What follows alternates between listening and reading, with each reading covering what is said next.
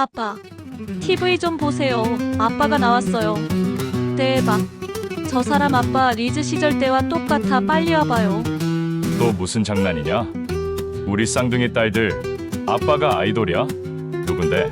배우 겸 가수 양원준. 정말 아빠 리즈 시절 도플갱어라니까요. 와 진짜 닮았네. 저 친구 참 잘생겼다. 그래도 이 아빠가 원조야. 원조. 근데 저 할머니 배우는 누구냐?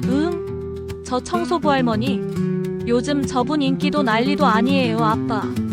청소부였는데 대체 배우로 등장해서 3개 국어로 명연기를 보여줬다고 인터넷에서 난리 중. 저 설마 비토리아.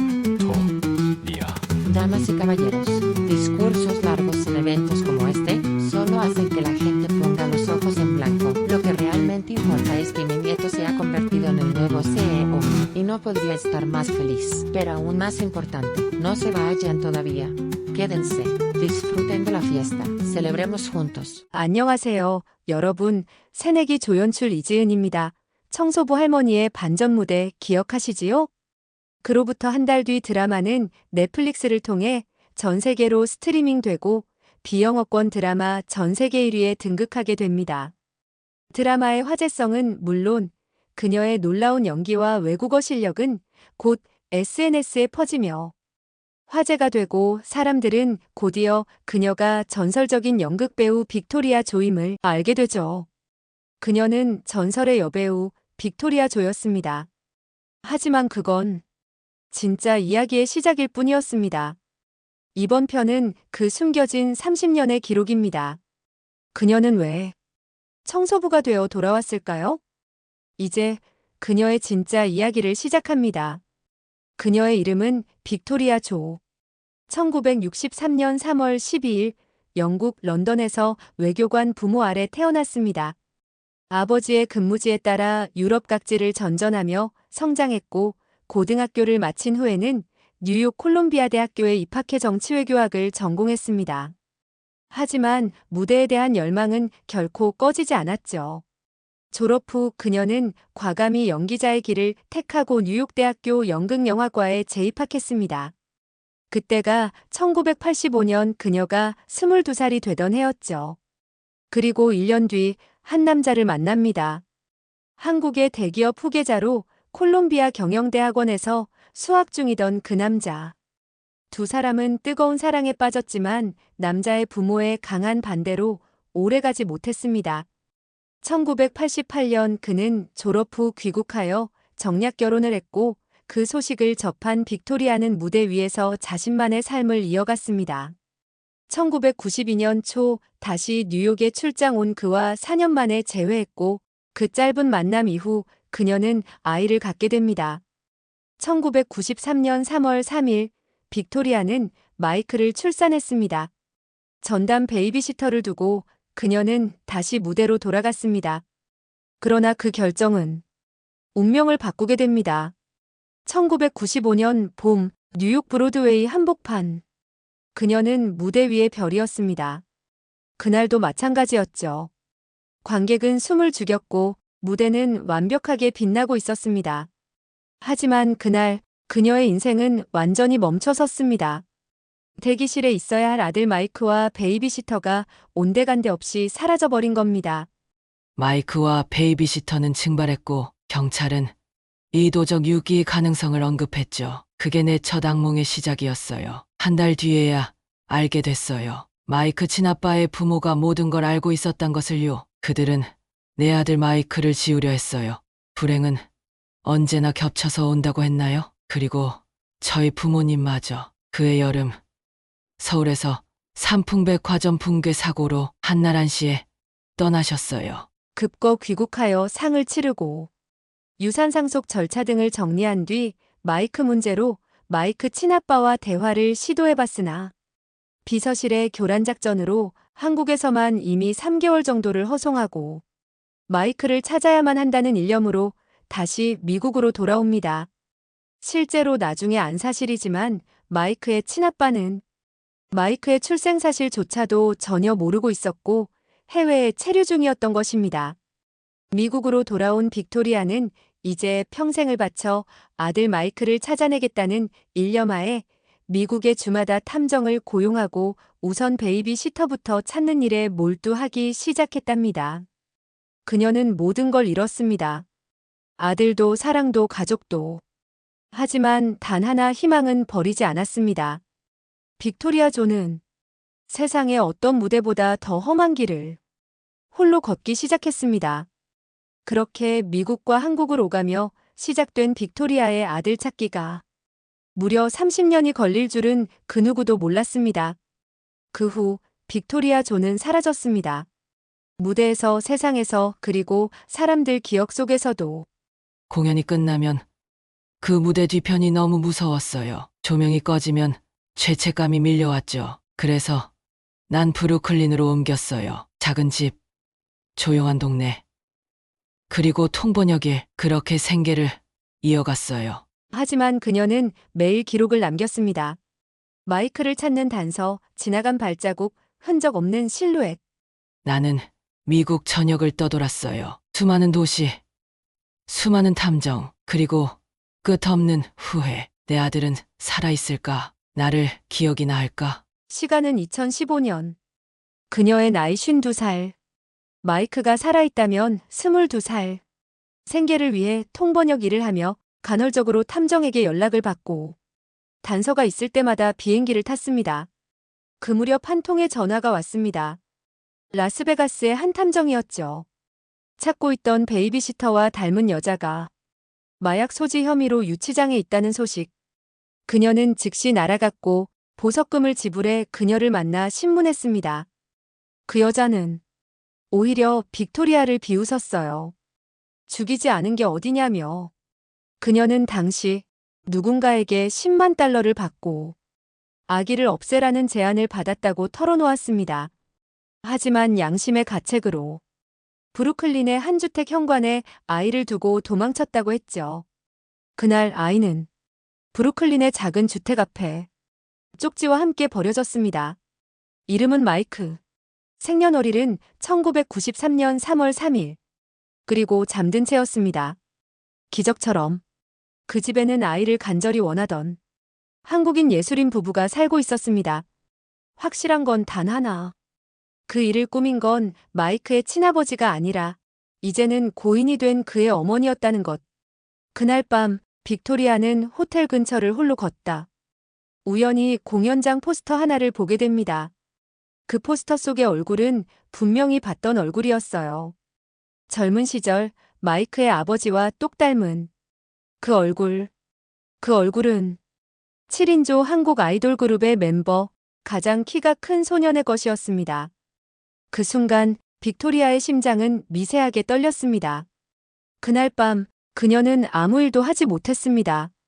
집으로 돌아온 빅토리아는 브루클린의 주택가를 돌아다니며 탐문을 시작했지만 10집도 채 가기 전 경찰에 신고를 당해 쫓겨났습니다. FBI에도 요청했지만 아무런 성과는 없었습니다. 며칠 후 한인의 번역일을 맡으러 간 자리에서 그 아이돌 그룹이 뉴욕 공연을 한다는 포스터를 보게 됩니다. 빅토리아는 포스터를 방에 붙여놓고 마이크 친아빠와 빼박 닮은 포스터 속 키 큰 청년의 얼굴을 보며 마이크가 살아있다면 저렇게 수려한 외모로 성장해 있을 것이라고 생각하게 됩니다. 다시 세월은 흘러 2018년 겨울쯤이었나 봅니다. 빅토리아 방에 걸려있는 포스터의 보이그룹의 뉴스는 날이 갈수록 온 세상에 퍼지고 있었는데 2015년 이후 3년이 지난 올해 다시 전 세계 투어를 끝으로 병역 의무 때문에 잠시 그룹을 해체하고 전역 후 재결성한다는 뉴스였습니다. 그런데 특이하게 포스터 속의 키 큰 청년만 혼자서 배우의 길을 가겠다고 빅토리아의 모교인 뉴욕대 연극영화과에 입학했다는 뉴스가 대서특필되고 있었습니다. 이때만 해도 그 청년이 내가 다녔던 학교에 같은 과로 온다니 그저 마이크 아빠 닮은 멋있는 청년이 가까이 와주는구나 하고 설레기만 했을 뿐 한 번쯤이라도 찾아가 만나볼 생각은 꿈도 못 꾸었답니다. 다만 이때 그 청년의 이름이 양원준이라는 것을 알게 되죠.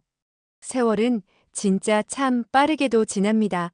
벌써 5년이 또 지나 작년에 양원준이 뉴욕에서 학업을 마치고 돌아갔다는 뉴스를 들은 게 엊그제 같은데 이제는 한국에서 배우로 성공적인 데뷔를 해서 탑스타의 길을 가고 있다는 뉴스가 도배되고 있네요. 빅토리아 나이 어언 60세, 2살 때 사라진 마이크는 30세.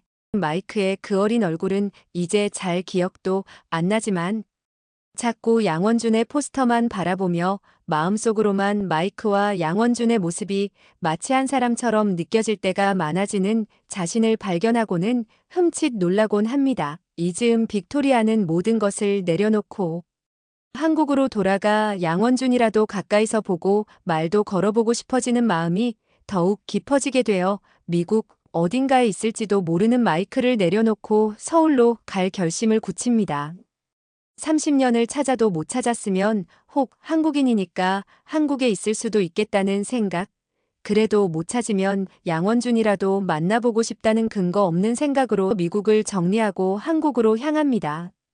서울에 정착하게 된 빅토리아는 한 1년간은 두문불출 집안에서만 지냈습니다. 지난 30년을 생각하면 아들을 잃어버린 자책감에 스스로에게서 희노애락 중 희와 락을 멀리하고 수행자처럼 지낸 30년을 곱씹으며 죽은 듯 1년이란 세월이 지나자 급기야 양원준을 만나보고 싶단 생각이 자꾸 들어 소녀팬처럼 고민 끝에 그가 경기도 양평 소재 드라마 촬영소에 자주 온다는 정보를 입수하고 서둘러 촬영소 인근의 시골집으로 이사하여 촬영소에 구직 신청을 해 청소부로 일하게 되었던 것입니다.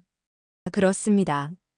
빅토리아는 양원준이 자기 아들이 아니라는 것을 잘 알면서도 마이크를 잃어버린 이후 지금까지 양원준과의 이상한 우연, 이상한 끌림, 그리고 이제는 이상한 집착까지 이런 것들을 원준을 어떻게 해서라도 만나야 해소될 것 같은 말로 설명하기 어려운 그 무엇에 이끌려 촬영장 청소부로 오게 된 것입니다. 양원준. 이름 세 글자만 보면 이 청년의 삶이 평탄했을 것 같죠? 하지만 그 이름엔 비밀이 숨어 있었습니다. 그는 자신의 출생을 기억하지 못합니다. 어릴 적부터 양부모에게 미국에서 낳은 친아들이라 배워왔지만 그는 한 번도 자신이 그 말을 믿은 적이 없습니다. 늘 어딘가 맞지 않는 퍼즐 같았어요.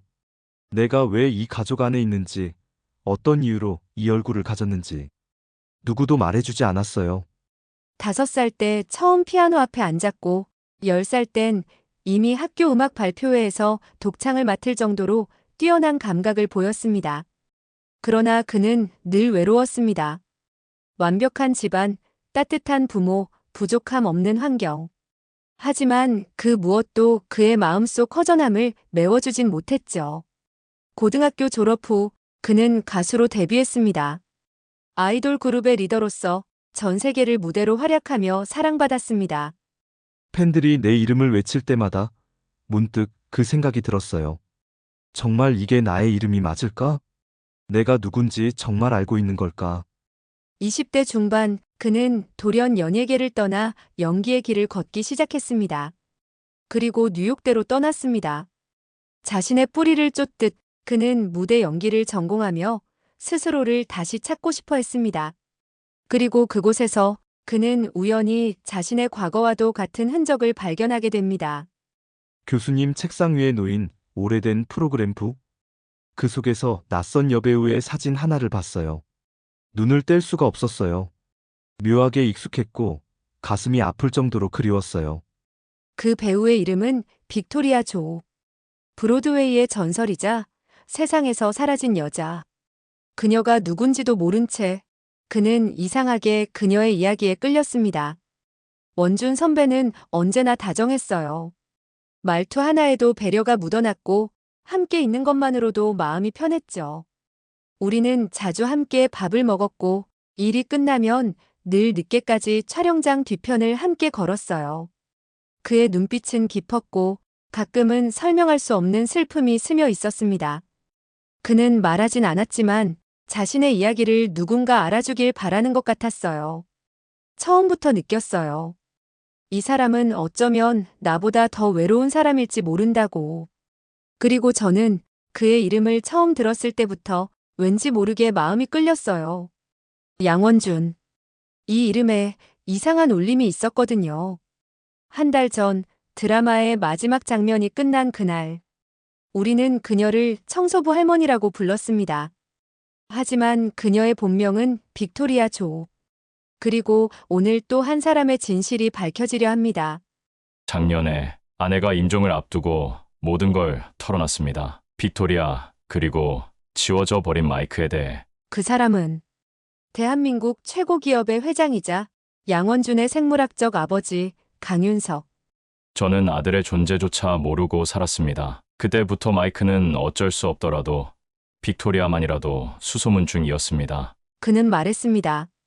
그 시절 부모의 반대에 무릎 꿇었고 졸업 후엔 곧바로 정략 결혼을 해야만 했다고. 빅토리아와는 단 한 번 1992년에 뉴욕 출장에서 재회했을 뿐이었다.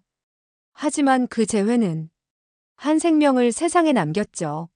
내 부모는 저보다 먼저 모든 걸 알아차렸고 아이를 없애려 했습니다. 그땐 몰랐어요. 지금도 그 대가가 내 삶에 따라붙어 있는 기분입니다. 그리고 그는 말했습니다. 딸들이 TV를 통해 양원준을 처음 보여주던 날, 아빠, 이 사람 진짜 닮았어. 완전 도플갱어야. 정말 나와 많이 닮았다고 생각했죠. 그런데 옆에 서 있는 빅토리아를 보는 순간 가슴이 쿵 내려앉았습니다. 그는 그날 밤 포털에 빅토리아 조를 검색했고 그녀가 청소부 할머니로 화제가 된 뉴스를 발견했습니다. 그리고 확신했죠. 무언가 이어지고 있다는 걸. 그날 인터뷰 장면에서 내가 그녀를 알아보지 못할까봐 얼마나 심장이 떨렸는지 몰라요. 근데 그녀도 절 알아보더군요. 그는 방송국으로 달려왔고 그곳에서 만난 양원준. 두 사람은 처음엔 서로를 몰랐지만 악수를 나누는 순간 운명은 조용히 연결되기 시작했습니다. 악수할 때 그 손톱을 보는 순간 깨달았어요. 내 아들 마이크도 아빠처럼 오른쪽만 반쪽 손톱이었거든요. 그리고 마지막 확인. 혹시 왼쪽 가슴에 까만 점 있나요? 양원준은 놀란 표정으로 고개를 끄덕였고 그녀는 울며 안겼습니다. 마이크야. 내 아들 마이크. 그렇게 세 사람은 30년 만에 하나가 되었습니다. 아버지와 아들, 그리고 어머니. 그들은 이제 서로의 존재를 기억하게 된 거죠. 그리고 그 순간부터 이 드라마는 단순한 픽션이 아닌 세 사람의 진짜 이야기가 되었습니다. 그리고 저는 그 자리에 있었습니다. 처음부터 끝까지 이야기의 목격자로, 그리고 아마도 그의 삶을 지켜보고 싶은 한 사람으로.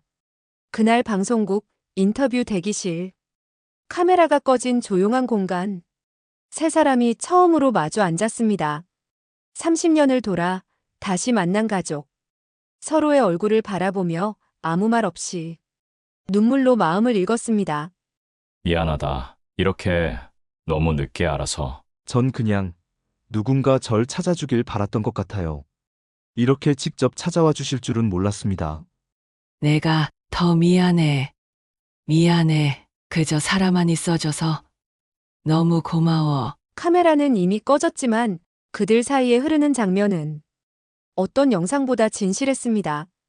그날 방송국 관계자들은 이 감동적인 장면을 정식으로 촬영해 기록으로 남기기로 했습니다. 다큐멘터리 형식의 후속 인터뷰 영상은 공개되자마자 수십만의 댓글과 수백만 뷰를 기록했습니다. 누군가는 말했습니다. 이건 단지 한 가족의 이야기가 아니라 우리 모두의 이야기였다고. 이제 인생에서 가장 큰 빚을 갚은 기분입니다. 지금이라도 부끄럽지 않은 아버지가 되고 싶어요. 사람들은 이제 제가 누구의 아들인지 압니다. 하지만 저는 누가 날 길러줬든 이름이 뭐든 지금 이 순간부터 내가 어떤 사람이 될지만 중요하다고 생각해요. 이제 이야기는 끝이 납니다. 하지만 진짜 삶은 지금부터 시작이겠지요. 청소부 할머니로 시작된 이 드라마. 그녀는 전설의 배우였고 잃어버린 아들의 엄마였으며 누군가의 첫사랑이었습니다. 그리고 저는 그 모든 순간의 곁에 있었습니다. 그와 함께, 그녀와 함께. 그리고 이제 저는 또 하나의 마음을 품게 되었죠. 그의 곁에 머물고 싶은, 한 사람으로서. 지은 씨, 오늘도 같이 걸으실래요? 좋아요. 오늘따라 밤 공기가 참 따뜻하네요. 이 영상이 마음에 드셨다면 구독과 좋아요는 큰 힘이 됩니다. 감사합니다.